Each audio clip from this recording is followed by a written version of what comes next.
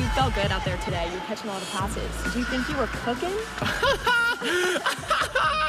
You're funny. I was cooking. You feel me? I was cooking. His last name, it just fits so perfectly. That was our intern, Kaylee. She's a Florida State rising senior. I told her she had to ask him that one question. He loved it, obviously. But Elijah Cookin, he has been cooking all camp. Frank Frangie, I'm also the Pomper, and welcome to Teal the Show. Jamal is off tonight. My first Teal the Show, Frank. I feel so honored. Thank Love to have you here. Well, it's a midweek or mid-camp for Jaguars training camp. One, I can't believe that we're already a week and a half into training camp. Yeah, it really is, and it's sort of a midweek, mid-season report, mid-camp report, if you will. It's been a good camp, Alessandra. I don't think there's any question that I like what I see and people like what they see. It's a bigger team. They're longer. They're more athletic. I think they're going to be more physical defensively because of how Ryan Nielsen has them playing. So far, so good. Now, look, you can't tell a whole lot. It's been a week and a half. But the things you expected to see or the things you expected to like, I think we like. I really believe that. There's a lot of pieces here, but I like the pieces I've seen so far. Oh, Jaguars fans already love this Teal Show, talking positively about the Jaguars. Let's talk about some of the players that have stood out to you. Yeah, I think as you look at the whole bit, who are we watching? We're watching Trevor. I think Trevor looks good. He struggled a little bit early on, but I think Trevor looks good right now. So I like what I see from the quarterback. I think the offensive pieces that you knew were there look the way they're supposed to look. Evan Ingram looks good already. Christian Kirk is healthy. Man, it's good to see Christian Kirk healthy. The offensive line, you can't tell yet. Obviously, Mitch Morse, I think he's going to be the center. That's why they went and got him. So I think the first group will be a little older. You can't tell a whole lot. I love what I see from the defense. I think Josh Hines-Allen picked up right where he was. Trayvon Walker looks good. They look lean. Josh looks bigger. I think the defensive linemen have put on some weight, so I like the way he looks. And I like the secondary. I think the athleticism and speed. Ronald Darby's had a nice camp. I wasn't sure about him. He's had a nice camp. Jarian Jones, I thought might beat him out. I'm not so sure now because I think they've got some veteran leadership in the secondary. So the pieces you expected to be good, I think so far have been very good. Well, speaking of Ronald Darby, also Eric Armstead. We haven't seen him just yet on the PUP list, but those are two veterans that the Jaguars have brought in from championship rosters. Ryan Nielsen, the defensive coordinator, was asked about that, why that was so important. He says that's because they can give their own wisdom to our current Jaguars players. Winners, right? I mean, that's what you're describing as winners. And so you want to get a collection of winners on the same team and bring along some of the guys that maybe haven't been there before. And so you can learn a lot from, how to win in this league. A lot of that is those guys know execution. Don't beat yourself. Like that's, when you're talking to them, just don't beat yourself. Just be in the right spot, align and adjust, fundamentals and technique, and then finishing a game. That's where a lot of those, what you're talking about, those guys bring that, finish the game. Don't just, hey, if you're up 7 points with 5 minutes, the game's not over. Like play all the way through the game and how to do that. So, yeah, it's a huge thing. It's something that you look for in scouting and player acquisition. And we've got some guys that have been there and done that before, and so they're really helping. With what the culture that we're building. Yeah, I definitely like the guys they brought in just because of attitude, and they came in making plays right away. And then obviously the younger guys can look up to them and say, how you guys do it or see how they practice and all that. I mean, they all definitely hard workers, and then them coming in and implementing themselves. So our culture and just our brotherhood here has been kind of seamless. It's really cool. They kind of accepting of them, and we're accepting of us, and we're accepting of them. So having that kind of veteran, successful leadership definitely goes a long way, and people look up to them too. Well, Frank, I got to ask, how important is that to bring in guys that were on championship rosters? I think that team got young last year, Alessandra. I think you looked up, and it was a young team with a lot of young guys in key spots. I think one of the things that Trent Baalke and Doug Peterson identified is we might need a Mitch Morse, who's been in the league a long time on our offensive front. We may need an Eric Armstead, who's been in the league a long time on our defensive front. We may need Ronald Darby, who's been in the league a long time in our secondary. I think they looked up and they saw a young team, good kid, a good culture, good hard-working young players, but young players. I think that was a real plan in the offseason, is to get more veteran leadership in place like Ryan talked about, and I think it's very important. Well, we've talked about the positives, but mid-camp report, let's talk about some of the concerns that we still have for the Jaguars. Yeah, I think if there's one thing I want to learn more about, it's the offensive front. Cam Robinson got nicked a little bit in today's practice. That's an area I can't tell yet. You want to believe it's going to be good.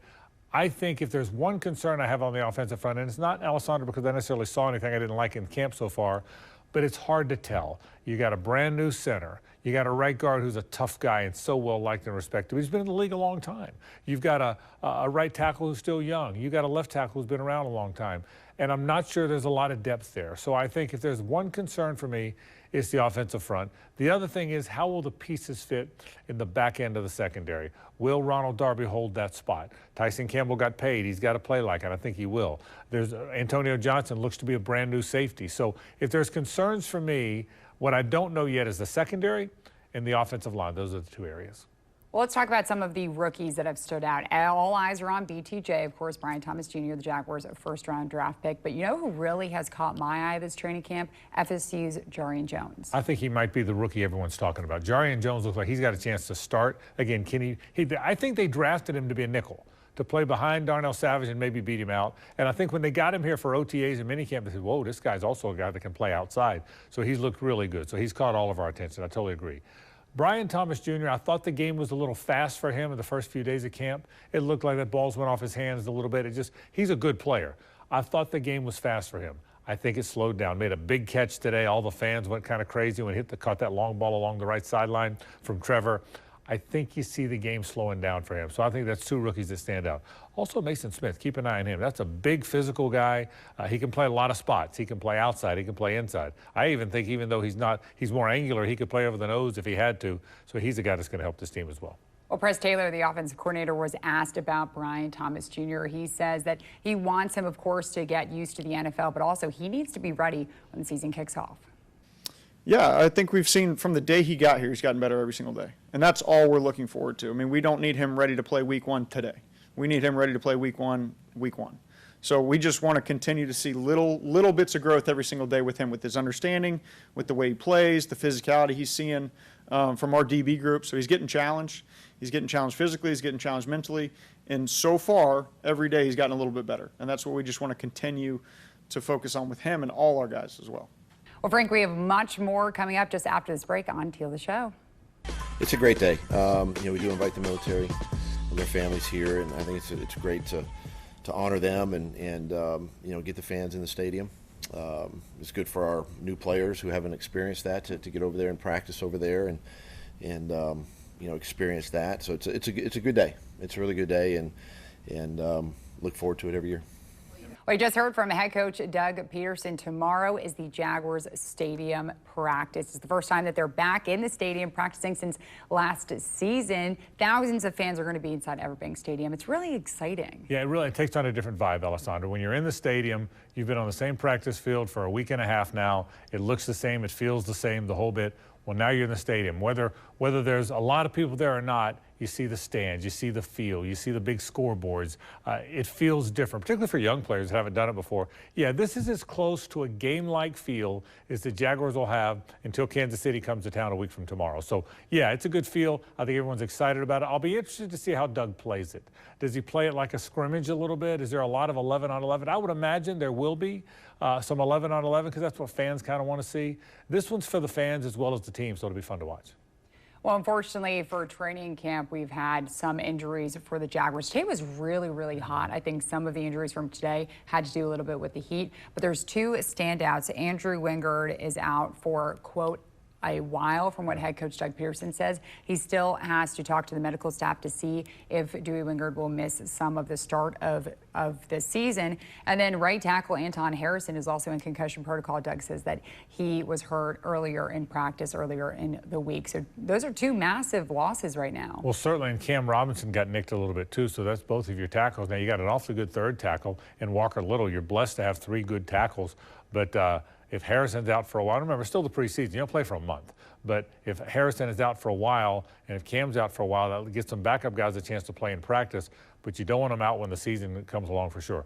Dewey's an important part, man. I hope he's not gone when the season gets here. We don't know how long it's going to be. He's part of the heart and soul of that defense and has been for a long time. I think players respond to him. I've been told he's one of the best leaders on the team. Players, not just defensive players, but special teams players, even offensive guys respond to him. Who doesn't love Dewey, right? Dewey's a big part of this team, so I hope he's not out long, not just because he's physical and makes good plays. He had 2 interceptions in one practice, but I think he's an emotional part of the heart and soul of this team. He really is. Well, including the stadium practice tomorrow, the Jaguars, they're back at the Miller Electric Center on Sunday and Monday. They get a rest on Tuesday. But Jamal St. Cyr will be back Sunday night for Sunday Sports Zone, as well as joining you on Monday for Teal, the show. We all miss him. I can't wait till he comes back. He's so good at what he does. He's working so hard, though. He got away. I know. He deserved to get away, even though he's working even in his getaway, by the way. Oh, of course. Of course. Frank, thank you so much. And that's your look at Teal, the show.